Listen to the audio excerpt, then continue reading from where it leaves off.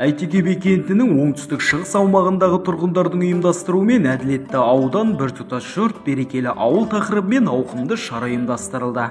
Мазмұны мол шарада аудан әкімі Мұхтар Оразбаев құттықтау сөз сөйлеп, игілікті іске ұйытқы болған азаматтарға алғысын айтты.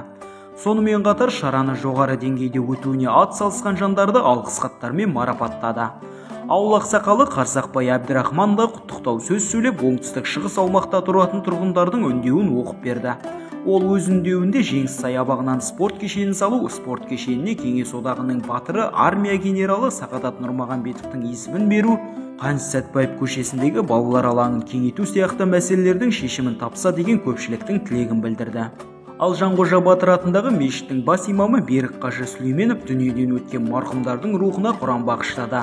Ауыл азаматтарының ұйымдастыруымен Қаныш Сәтпаев пен Әбубәкір Тыныбаев көшелерінің қиылысында ақшаңқан киіз үйлер тігіліп, 6 бақан құрылды. Бұл шараға арнайы келген барлық балалар үшін батуттар қойылып, тәттілер тегін таратылды. Одан бөлек шараға ұлттық киімдермен киіп келген балақайларға да сыйлықтар үйлестірілді.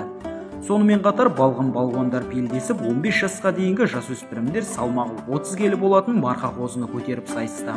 Жеңімпаздар мен жүлдегерлерге ұйымдастырушылардың тарапынан бағалы сыйлықтар табыс етілді. Ересектер арасында спорттық сайыстар ұйымдастырылып, қой көтеру мен арқан тартыстан жеңімпаз атанғандарға ақшалай сыйлықтар табысталды.